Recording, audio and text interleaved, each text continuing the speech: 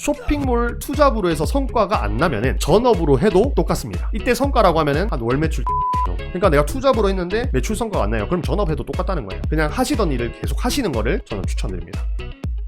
자, 요즘에 제가 이제 쇼폼을 엄청나게 많이 올리잖아요, 쇼츠를. 그러니까 악플이 좀 달리더라고요. 어떤 악플이냐면, 제가 이제 어떤 주제를 올렸었냐면 쇼핑몰 해야 하는 이유 뭐 이런 걸 좀 많이 올렸어요. 그렇게 하다 보니까 이제 어떤 악플들이 좀 많이 달렸냐면, 이 세상 사람들이 전부 쇼핑몰을 해야 하는 건 아니지 않냐, 이렇게 많이 좀 얘기해 주셨고, 그 다음에 그렇게 돈 벌면 혼자 해라, 뭐 이런 식으로 댓글 많이 달아주셨어요. 이 부분에 대해서 저는 완전 공감합니다. 모든 사람들이 쇼핑몰을 해야 되는 건 아니에요. 그러면서 제가 떠오르는 생각이 뭐였냐면, 그러면 쇼핑몰을 시작하면 안 되는 사람을 한번 정리해보자. 조금 더 나가서 쇼핑몰을 추천하지 않는 사람 유형을 좀 정리해보자 라고 생각을 했고, 그 정리한 거를 지금 대표님들께 한번 공유 드려볼까 해요. 쇼핑몰 창업 추천하지 않는 유형 3가지 말씀드려보도록 하겠습니다. 처음 유형은 시간이 없는 사람이에요. 쇼핑몰을 위해서 하루에 5시간도 쓸 수 없다면 쇼핑몰을 하지 마세요. 왜냐하면 이 목숨을 걸고 10시간 이상씩 하는 사람들을 못 이겨요. 그리고 그렇게 이제 5시간도 투자 못한 상태에서 시작을 하게 되면은 무조건 실패할 수밖에 없거든요. 그럼 어떻게 되냐? 내가 해봤는데 쇼핑몰 레드오션이라서 안 되더라 라고 말할 것이 뻔해요. 그렇기 때문에 시간이 너무 안 나는 분들에게는 추천하지 않습니다. 그리고 확실한 것은 쇼핑몰 투잡으로 해서 성과가 안 나면은 전업으로 해도 똑같습니다. 이때 성과라고 하면은 한 월 매출 1000만원 정도. 그러니까 내가 투잡으로 했는데 매출 성과가 안 나요. 그럼 전업해도 똑같다는 거예요. 그냥 하시던 일을 계속 하시는 거를 저는 추천드립니다. 그리고 두 번째, 자금이 너무 없는 분들, 이런 분들에게는 추천하지 않아요. 지금 당장 돈이 필요한 분들 있죠. 그런 분들이나 또는 수중에 돈이 진짜 한 푼도 없어요. 그런 분들한테는 추천드리지 않습니다. 적어도 저는 뭐라고 좀 추천드리냐면 500만원 이상은 모아놓고 시작을 해야 된다라고 말씀을 좀 드리고 있어요. 물론 이제 500만원도 좀 작은 수치긴 한데, 만약에 주위에 누가 이렇게 딱딱 알려주는 분이 있다면은, 주위에 엄청나게 스마트 스토리 잘하는 분이 있어요. 또는 쇼핑몰을 잘하는 분이 있어요. 그러면 괜찮겠지만은 처음 하다 보면은 쇼핑몰을 할 때 시행착오를 겪을 수밖에 없어요. 그러면 그때 돈이 너무 없으면은 그걸 이겨내지를 못해요. 시행착오를. 이 사업은 제가 예상치 못한 그런 리스크들의 반복이라고 말씀드렸잖아요. 그런 시행착오들을 계속해서 이겨내 나가야 되는데, 그걸 이겨내지 못하면은 포기할 수밖에 없겠죠. 그리고 이제 자본이 너무 작은 상태에서 시작하면은 광고도 아예 불가능하고, 또 주문이 많이 들어온다고 해서 좋은 것도 아니죠. 자금난이 생길 수 있잖아요. 정리하면은 쇼핑몰로 돈은 벌 수 있는데요, 빨리 많이 벌고 싶어하는 분들에게는 추천하지 않는다. 빨리 많이 버는 그런 스타일의 사업이 아닙니다,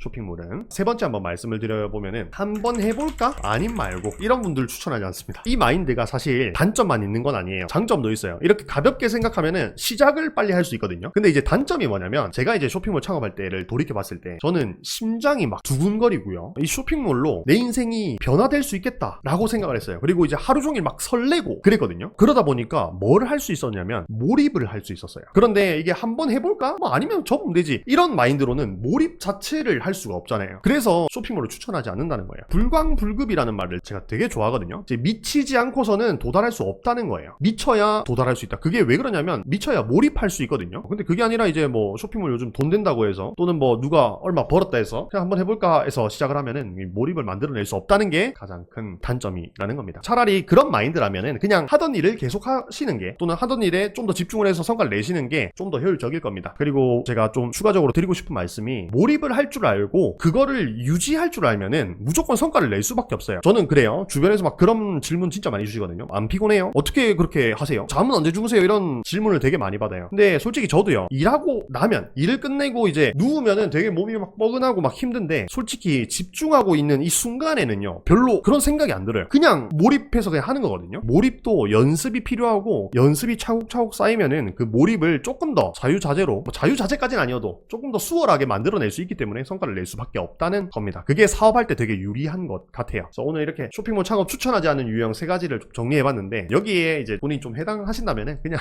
안 하는 게 맞는 것 같고, 만약에 이거와 반대되는 속성을 가지고 있다, 나는 시간도 좀 있고 자금도 한 500만원 이상 있고, 그 다음에 내가 여기에 좀 걸 수 있다 진짜로 하는 분들은 저는 쇼핑몰 창업 추천드립니다. 쇼핑몰 시작하려면 자금이 어느 정도 있어야 할까요? 사무실 보증금 제외하고 500만원 정도. 그렇게 좀 추천드릴게요. 제가 왜 이렇게 말씀드리냐면 제가 올해 말에 이제 드디어 서울로 갈 예정입니다. 마포 쪽으로 갈 예정인데 이번에 이제 사무실을 알아보면서 좀 놀랬던 게 한 가지가 있었어요. 그게 뭐냐면 저는 서울이면은 다 비싼 줄 알았어요. 솔직히 서울이면은 엄청나게 상가들이 비싼 줄 알았어요. 그런데 아니더라는 거예요. 서울에도 천안처럼 겉모습은 낙후되어 있는데 내부는 깔끔하게 인테리어를 할 수 있는 공간이 있고 월세도 괜찮은 곳들이 많이 있더라는 거예요. 이거 안 찾아봐서 그래요. 안 찾아봐서. 보증금 한 500에서 1000만 원 넣고 월세 한 50에서 70만 원 사이의 사무실은 구할 수 있어요. 서울에도. 그래서 보증금 제외하고 이제 운영 비용은 한 500에서 1000만 원 정도 들고 시작하시면 좋을 것 같고 너무 많은 비용은 저는 추천드리지 않아요. 왜냐하면 처음에 돈을 너무 많이 가지고 시작하면은 그거를 너무 쉽게 날릴 수 있거든요. 한 500에서 1000만 원은 내가 알바하면은 금방 모으잖아요. 그렇게 모아서 한번 시작을 해보라는 말씀을 드리겠습니다. 역시 자수성가한 사람들은 서울로 모인다 메모를 하셨는데 제가 뭐 자수성가